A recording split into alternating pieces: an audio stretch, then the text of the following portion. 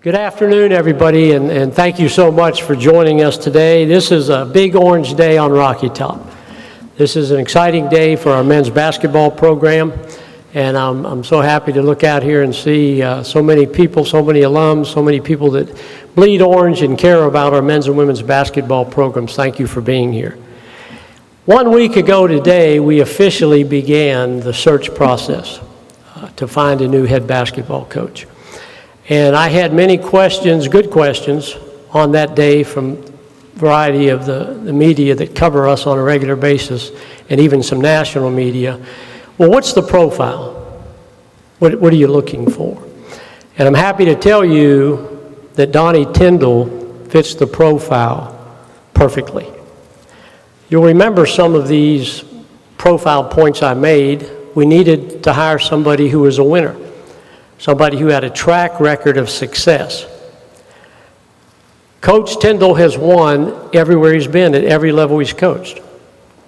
From junior college to his first Division I job to Southern Mississippi. If you look at the leagues he coached in and look where his teams finished those seasons, you'll see a lot of ones and twos. He reminds me a lot of another coach that is on our staff and coaches on the gridiron. I saw a lot of similarities. I saw a winner. I saw a person who was a great fit. A person who, in this case, in my judgment, Donnie Tyndall pulled himself up from his bootstraps. He knew what he wanted to be. He wanted to be a basketball coach. He knew ultimately where he wanted to coach in the Southeastern Conference. And he knew the tradition and history of the University of Tennessee. And he was very excitable when we sat down and had an extensive visit about the possibility that he would coach at the University of Tennessee. He has boundless energy, one of those common traits I see in a lot of our coaches. But when you get to know Donnie, you will see what I'm talking about. He's a grinder. He's enthusiastic. He loves people, loves to be around people. Great sense of humor. As a matter of fact, early in our conversation, when we got to next year's schedule, he reached his hand out and said, "Nice to meet you, Dave. I hope our paths will cross again." He's a communicator, great communicator. He will embrace our constituents, and he will do that willingly, and do that because he loves to be around people who care about the University of Tennessee. I called some rival coaches about Donnie, and I specifically asked about Donnie as a recruiter. That was one of the points I made a week ago, that no matter the sport, you have to recruit. That's our lifeblood. And a very prominent coach, who all of you would immediately recognize the name if I said it, said, "Dave, that guy is everywhere. Everywhere I go recruiting, I see Donnie Tyndall. I don't think he has a twin, but he might, because he's everywhere." His ability to connect with people, connect with players, connect with recruits, as I say, see the big picture on our campus and appreciate being a part of our university. And we've done this, and I'm proud of this. We've done this at Tennessee through Chancellor Cheek's cabinet, through our faculty, through our staff, our coaches. We really are becoming and have become one Tennessee. And Donnie Tyndall fits that extremely well. He has a very genuine priority on academic success, and his track record backs that up. Again, like I said, I don't think we could have found anyone who fits this profile better than the man I'm about to introduce to you, our new men's head basketball coach, Donnie Tyndall.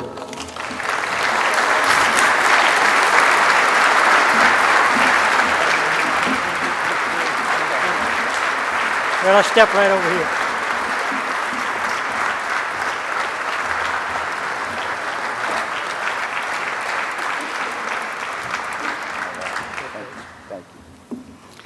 Thank you very much. Boy, what a great turnout. I'm so honored and privileged to be here today. I want to start by just acknowledging these young men over here to my right on what a fantastic season that they had, their Sweet 16 run to finish out the year. I want to say how prideful I am to be their coach, and I think they certainly deserve a round of applause for all they accomplished.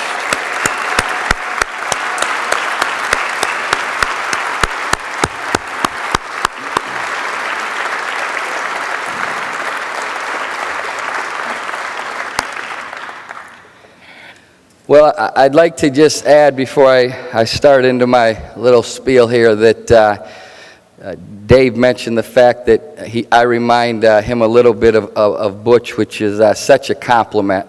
And when I dug into his past and his history and where he's from, it's amazing. We actually grew up about an hour apart. I'm from Grand Rapids, and he's from Saugatuck, Michigan. And again, about an hour apart, and Coach isn't here, is he, Dave? He's not here today. So if you would maybe just relay this message to him. I'm from Grand Rapids, he's from Saugatuck, and all the Grand Rapids guys think those Saugatuck guys are really, really soft. So let him know that for me, would you? I'm just teasing, of course, but I want to start by certainly thanking Chancellor Cheek for this opportunity. Dave Hart, who I've just hit it off with and look so much forward to working with. They were a big part of my decision to come here to Tennessee, and I certainly want to thank them for this opportunity. I'd be remiss if I didn't mention my president at Southern Miss, Rodney Bennett, Dr. Rodney Bennett, and my athletic director there, Bill McGillis, who I had a phenomenal relationship with, and they made this decision tough in one regard. But on the flip side, it's the University of Tennessee and an opportunity that I'm so excited about. I want to thank some very important people in my life that have helped to get me to the point I am in my career. John Brady, who gave me my first chance in Division I basketball at LSU as an assistant coach. I was the youngest assistant coach at that time at 25 years old in the SEC and had a dream of one day being a head coach at this level.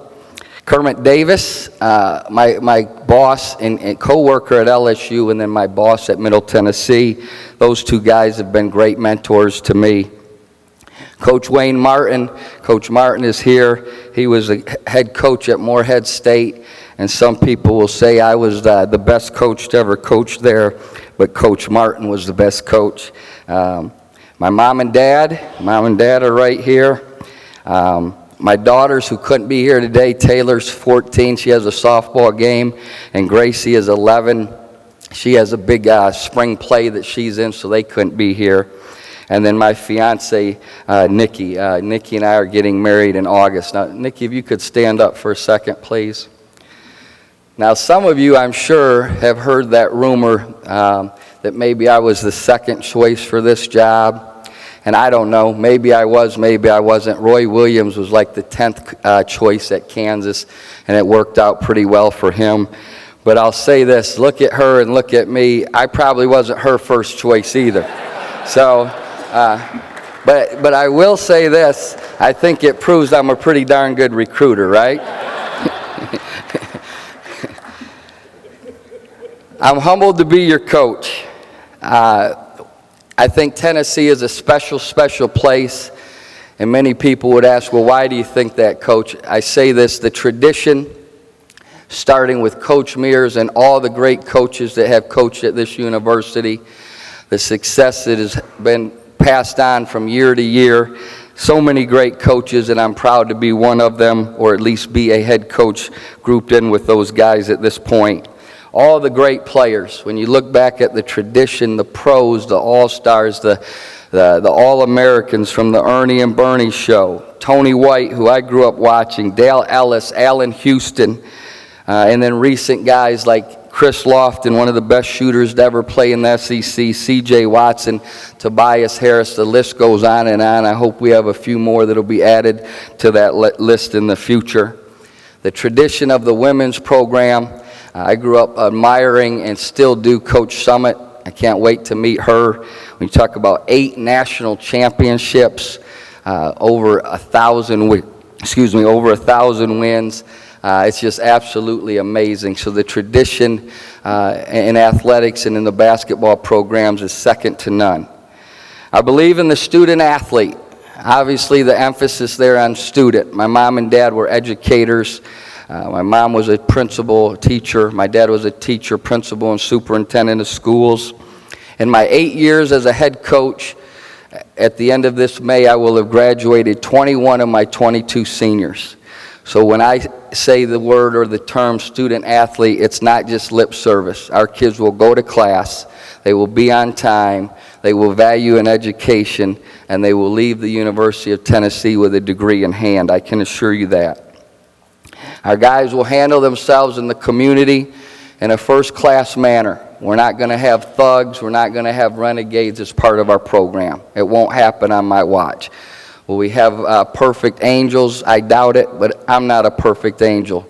But we're going to have people that are prideful to wear a Tennessee uniform and want to represent our university the exact right way. Our style of play, which I'm sure we'll have some questions about that, but it's an aggressive, attacking style of basketball. We full court press on every made basket and dead ball. We get after people from end line to end line. We fall back to a aggressive matchup zone. If you've seen Louisville play, our defensive philosophy is much like Louisville. We've been in the top 30 in Division I basketball each of the last 2 years in steals, and that's obviously because we're playing an, again, aggressive, attacking defensive style of play. Offensively, we're going to push the basketball on misses and long rebounds. In the half court, we're going to run a high-low motion with a ton of ball screening, trying to let our guards give them the freedom to create and make plays. Offensively, if you could envision a Kansas-type team is how we'll play at the offensive end. Recruiting-wise, we're going to recruit the best players in America. We will never, ever walk into a gym and take second fiddle or be okay with finishing second on anyone we recruit. And when we walk in with that T on our chest, people are going to say, oh boy, here comes Donnie and his crew. We better lace them up because we're going to compete every day relentlessly on the recruiting trail. And we've got to start that right here in our home state. We've got to get into Memphis. We've got to control our state because we are the best program in the state, and we want everyone that wants to be a Vol or should be a Vol to be a Tennessee Vol. We'll leave no stone unturned. As I mentioned, our work ethic in recruiting will be second to none. I will have a staff of young, aggressive go-getters that will be great with our players, be able to relate to our young people, and do a fantastic job so that you see NBA-type players and great college players on our roster every year. We have a great university to sell. When you look around at these facilities and all that we have at the University of Tennessee, we should be able to get the best players. And we'll do everything in our power as a staff to make that happen. But most importantly, we've got the best fan base in college basketball right here in Knoxville, Tennessee. And because of you fans, young people are going to want to come to our school, and they're going to want to play in front of you. Thank you very much. I'm excited to be your head coach. And if you have any questions at this time, I'd be happy to answer them. Donnie, how would you go about formulating the staff? What would you look for in the staff? How quickly do you hope to have a full staff? Well, I have a fantastic staff that I had at Southern Miss, and I've got to make some decisions. A lot of that's going to be predicated on a couple different guys that I'm visiting with. My entire staff will be coming with me from Southern Miss, but they may not be in the same role. I've got to make some decisions, as I just said, visit with a couple other people, and I hope to have that done within the next 48 to 72 hours.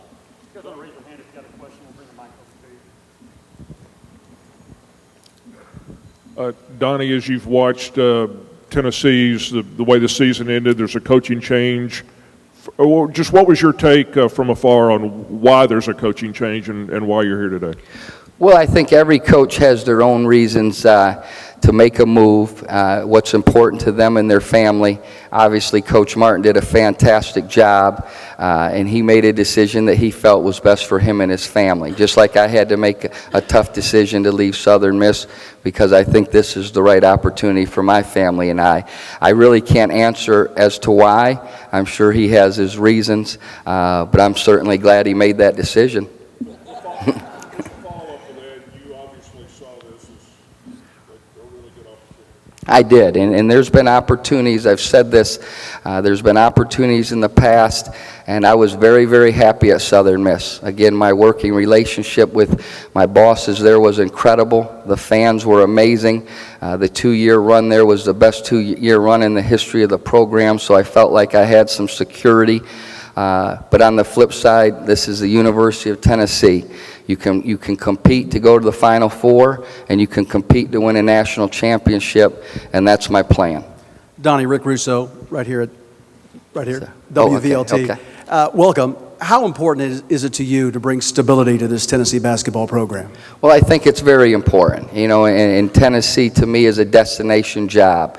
It's in the best league, in my opinion, in the country, and I know that's going to vary year to year, but arguably it's one of the better conferences in the country year in and year out. Again, it's a place that I think is my network of recruiting-wise in the Southeast, where the states I've recruited for 15 years. I have the network and the relationships to be able to get quality players each and every year. And I just think, again, the fan base, the passion that our fans have, when you can get 18, 20, 21,000 fans in the gym every night, that's awful appealing. Donnie, you worked your way up from down here. You worked your way up from Morehead State to Southern Miss to here. Just what do you think the coaching in the maybe the lower levels of Division I? How do you think that's prepared you to coach in the SEC? Well, at the lower levels, as Dave said, you're a grinder. You know, I'm not jumping on a private plane to go see a kid play at Morehead State. It was 6 hours one way, stay the night at a gas station for a 3-hour nap and finish up so you can get back for the 6 a.m. Morning workout. And those are the things we did religiously for 6 years. At Southern Miss, it was a little bit better, but the bottom line, the resources that you don't have at those places make you do without, and you have to be hungry, you have to be driven, and I think it's prepared me, because I'll carry that same mentality, work ethic, and attitude into this position as I had in my first 2 stops. This fan base seemed kind of divided this past season, but kind of the Bruce Pearl camp, the Clemson Martin camp. How do you go about uniting this fan base? Obviously, you were able to set all kind of attendance marks at Southern Miss. Well, it's got to start today. It's got to start today. Look, I'm a big fan of Coach Pearl. I think he's fantastic. He's obviously a great coach and had great success. He's a dynamic personality. With all that being said, Coach Martin did an outstanding job, and he had his niche. But we've got to put that behind us, and it's got to start today. And we've all have to rally and get on the same bus, if you will. And we're all Tennessee Vol fans. We all bleed orange. We all want our team, our young guys, to do well. So let's start today. Let's pull this thing together, put all that stuff behind us, and go to work. Coach, over on your right, Rob Lewis from VolQuest.com. You've been in the state before as a coach. You've been in this league before as a coach. I know the landscape may have changed a little bit since then, but how big of a resource do you think that is? And in part, how good of a fit do you think you are because of that? Well, I think it's always helpful when you have some built-in relationships. You know, when I was at Middle Tennessee, we recruited Memphis. We carried that over. You know, when I was at Morehead State, our guard that hit the shot to beat Louisville in the NCAA tournament was a Nashville kid. So we have some relationships across the state. There may be a guy or two that I entertain hiring on our staff with some other or more relationships. But I certainly think with success of former Tennessee players having been at Middle Tennessee, it'll open some doors for us. Coach Ben Frederickson, Knoxville News Sentinel, welcome. Thank you. Wanted to ask you, you have 4 incoming signees here who have been wondering who their head coach is going to be. Yeah. Have you had a chance to reach out to them? And when you do, what is your message going to be to those players? Well, I've tried to get all 4 today. I had the chance to visit with 3 of them. They all seem to be excited. I told them how excited I was to be their coach. I wanted to put their mind at ease with the fact that we're not going to not scholarship them. They're not wanted. In fact, they are desperately wanted. We want them to be part of the program, and I told them, our goals and visions for the program, and we certainly hope that they'll be part of that. I told them that I'd call them back later tonight where I could visit with their families more in depth, but 3 of the 4 and all 3 conversations seemed to go well. Donnie, Jim Logan, WATE. I got to stand up back here to be seen, I'm sorry.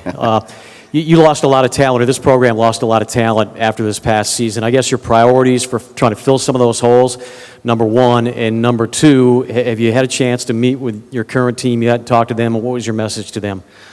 Well, when you look at the roster, we lost 72% of our scoring and 69% of our rebounding. So when I meet with these guys individually, I'll tell them somebody needs to step up. But I could see in their eyes in my meeting with them that we have a young, eager group, guys that are ready to work. We'll start individual workouts tomorrow. And my message was very short and simple. I'm a direct, no-nonsense guy. My MO everywhere I've ever been is we're going to outwork and out-tough people. I think if they're committed to doing that, regardless of maybe what people think we lost on paper next year, we'll surprise some folks. But everybody's got to buy in and be committed, and I anticipate all these guys and the 4 signees will do exactly that. Donnie, Patrick Brown with the Chattanooga Times Free Press. You mentioned this job kind of being a destination job. How long had maybe you had your eye, and how long this job maybe interested you, even before this week? And well, should I tell this story, Dave? I showed Dave yesterday at the interview. My youngest daughter, Grace, she's 11. And if you've seen my 2 daughters throughout my coaching career, any of you, a lot of times they sit on the end of the bench. In fact, in the NCAA tournament, Aaron Andrews was interviewing my oldest daughter on national TV a few years ago. So they're like those girls in that movie, Remember the Titans. They live and breathe it now. So we're at the Final Four, Nikki and I, and the girls are with us a couple weeks back. And Tulsa calls on a Saturday morning, and their athletic director and the search firm wanted to meet with me. And so I got dressed and told the girls I was going to go meet with them, and went down. I did the interview. I came back up, and the girl said, "Well, what do you think, Daddy? What do you think?" I said, I don't think that's the right spot for Daddy. And they're like, "Well, how come? They're in UConn's conference? They're in that big conference." And I said, "Well, I think maybe just something down the road would be a little better fit for your dad."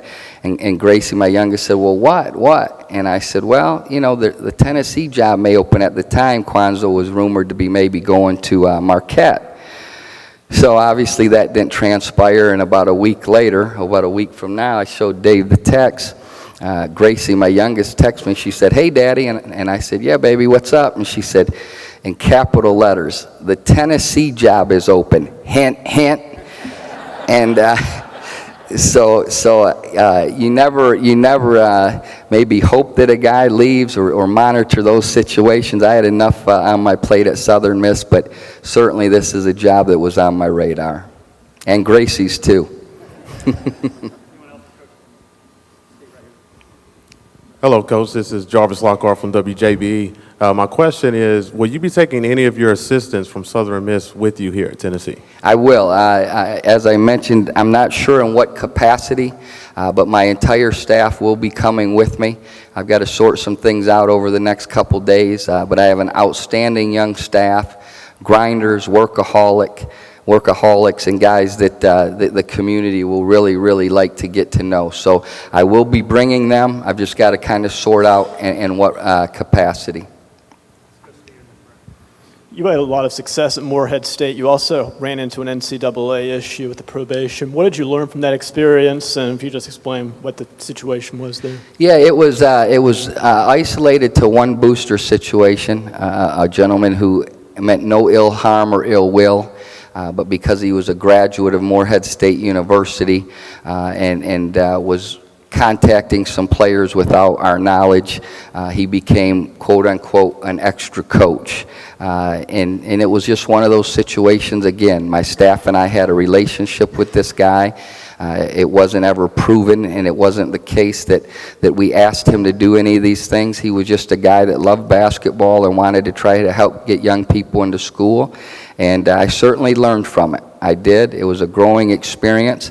My athletic director and president and I worked hand in hand with the NCAA. It never went to the infractions of committee infractions. It went to summary disposition. We lost a scholarship for a year, and I'm one of those guys. I don't shy away from responsibility. I learned from it. I grew from it, and I certainly never expect to go through it again. Coach, Brent Hubbs with VolQuest.com right here in the front. What were the questions you had about this job when you sat down and talked with Dave yesterday about it? When do I start? You know, the biggest thing I think anyone looking forward would say, okay, you know, the guys that are on the roster, do they plan to come back? Which I don't think any of them, at least at this point, have planned to leave, which is great. And then the second thing, were any of the 4 signees not wanting to come, and that doesn't seem to be the case, at least in my conversations with Dave. So I was excited about that. And then the last thing that they cleared up right away for me was that there were no APR issues, because in today's day and age, if you get into APR issues in your postseason ban, then obviously your hands are tied in regard to growing your program. So all those questions were answered immediately. The next thing is obviously, how do you feel about your boss and your working relationship? Dave's one of those guys that makes you feel very, very comfortable. He did that in a very short time last night. John was incredible as well, and I could tell I would enjoy working with these guys. So those couple 2 or 3 things were quickly answered, and my mind was made up. Coach Nick Carboni from WBIR here in Knoxville. You talk about recruiting, but how important will these individual meetings that you'll have with the current players be to your immediate success in terms of building trust with them, and how have you approached those in the past? This is something you've had to do several times. Well, I couldn't hear all that, but I think you said how important will this group be in regard to building trust with this group. Okay. You know, again, I think that we'll hit it off right away, because I told these guys in our first meeting, and they'll learn very quickly, I'm not a guy that's ever going to lie to them. And some things that I tell them may hurt their feelings, but I'm a direct, straightforward person. I'm going to look you in the eye and tell you what I think. And I think that's the way you have true relationships, that people can trust you. They may not always like it, but they respect it. And when I tell them I'm going to do A, B, and C, we're going to do A, B, and C. And when we tell a player you're going to hit the line 10 times, they're not going to hit it 9, or we're going to run all 10 again. They're going to do it the exact right way. And I think when you handle people that way, the respect is there, and you form a true relationship and bond. Seth Stokes, Tennessee Sports Radio. What do you feel is your biggest challenge coming into an SEC school perceived as a football-first school, and how do you plan on overcoming that? Well, I think obviously being a quote-unquote football school, I first of all have an athletic director that I think is very, very supportive of basketball, and the same with Chancellor Cheek. Those 2 guys, without question, are very supportive of basketball. So that's important, number 1. Number 2, you sell the fact that you have a great football program. You sell the fact that your fan base can get 100,000 people into the Coliseum to play. And how passionate they are. And I think when you have that and you bring kids in for football weekends, it helps, it helps you sell your program and sell your fan base to a young man or his family. When I look at coaches that I admire or look up to across the country, guys that I have a tremendous amount of respect for, Billy Donovan is at the top of that list. And what he's done at a quote-unquote football school is exactly what we're going to try to do here at the University of Tennessee. One more for Coach Randy right here to your right. Coach Randy Moore, Inside Tennessee. How active have you been in the spring signing periods, and what are the chances you might look for more players this spring? Well, we've been active. We have our antennas up or our hands on 4 or 5 guys that are kind of just becoming available through different coaching changes or a late qualifier, things of that nature. One thing I always say in recruiting, we won't sign a guy just to sign a guy and fill a spot. If we don't feel like a young man can 100% fit into how we play as a character guy and all the things that we look for in recruiting, we'll just hold the scholarship and carry it over to the next class. Now, with that being said, on paper we have 2 scholarships to give, and if it's the right guy or 2, we'll certainly look to fill those. And Coach, just sort of on that same topic, and I know you don't know all the ins and outs yet, but just talk about selling this place, what you know so far, this facility, the arena next door. What do you feel like you have to go out and sell student athletes? Well, again, when you have a beautiful arena like we have, seats 20,000 plus, fans that come and watch you play, many times the gym is packed, that's your first sell. Beautiful arena that the seats are filled in. Secondly, Knoxville is a great city. I've not heard a negative from anyone I talked to prior to interviewing for the job, one negative about the city of Knoxville. The fact that we're going to play an exciting brand of basketball. I mean, I've been at two schools, you got to understand, that didn't even have a practice facility. So when I walk into a place like this and I can sell our practice facility and the resources and the weight room and the different things we have, trust me, we'll be able to sell Tennessee just fine. Coach, thanks very much. Okay, thanks again. Yes, the question, since John intercepted the microphone, was, do we have an MOU, basically? Yes, we do, and that will be posted on our website very shortly, so it'll be there for everybody to see the details. Dave, we heard what questions that Donnie had for you, and what questions did you have for Donnie, and also can you dive into some of the questions that Donnie did ask you about the position? We had just a great visit, John, and the questions, many of the questions you could anticipate.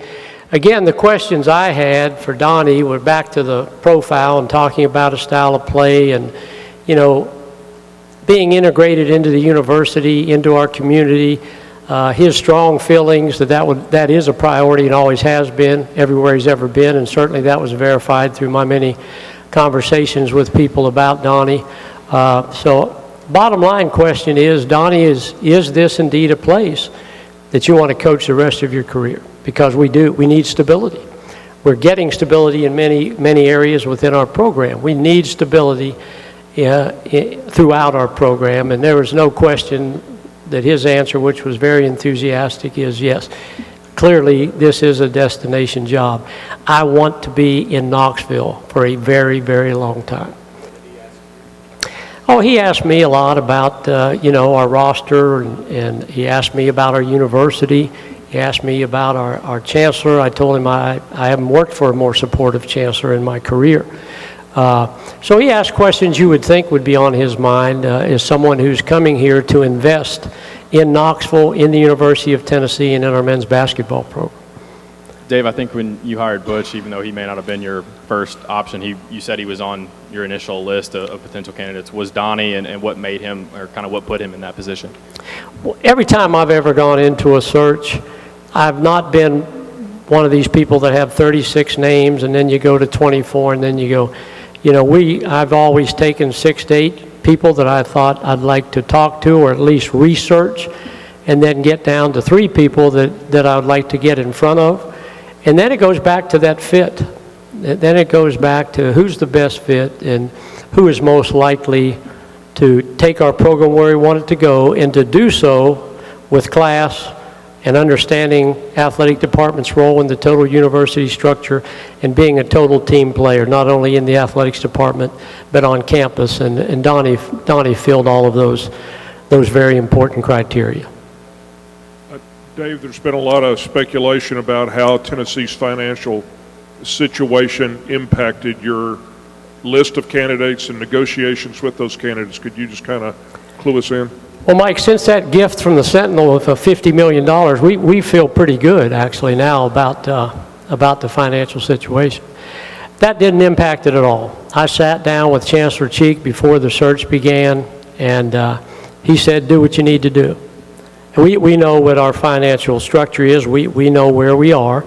but there were no weights put on me relative to finances.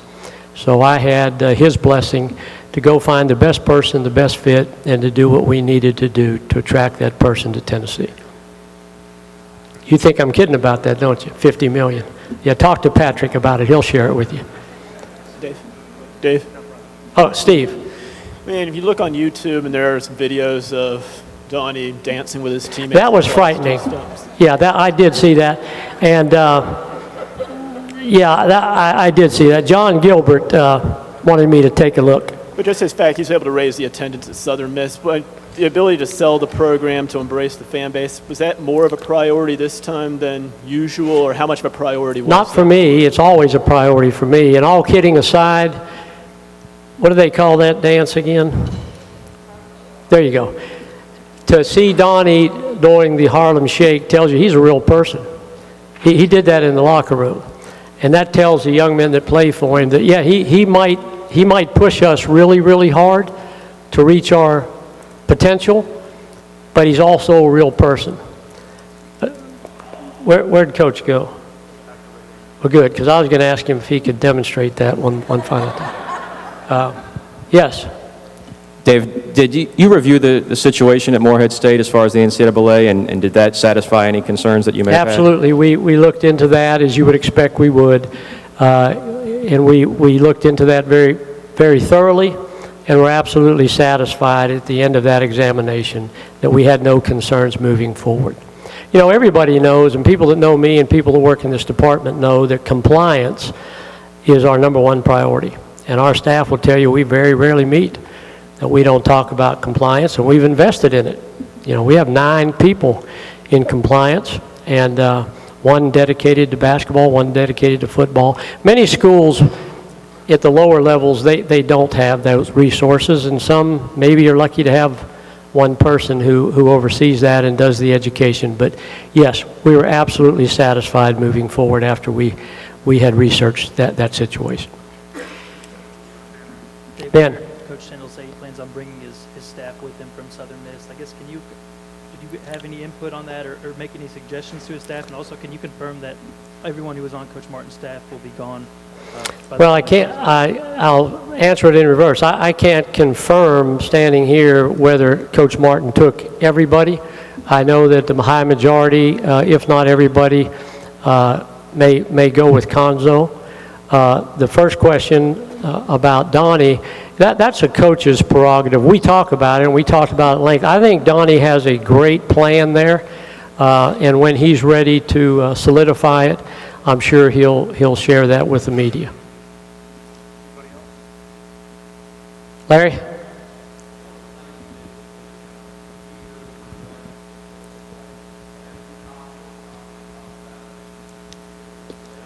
Yeah, the question is embracing former players, and I didn't have to initiate that conversation. Donnie talked about that and the fact that he wants everybody who ever touched this program to feel special, and that's a priority for him. Dave, Brent? how quick did you know yesterday in sitting in front of him, this is where I'm going next, this is what I'm trying to get at? That's a good question, and honestly, we were about maybe a little less than an hour into it, and we went several hours past that hour. But at that point, Brent, you know, I said to myself, who fits the profile better than this guy? Because it looked like he wrote the profile. So I knew early on in that conversation that Donnie Tyndall was the right guy to lead our program. Gus, you mean to tell me you don't have a question about this? Well, that's what I'm saying. I mean, I need your input. I need your reaction. Okay, we got it. Seal of approval from Gus Manning.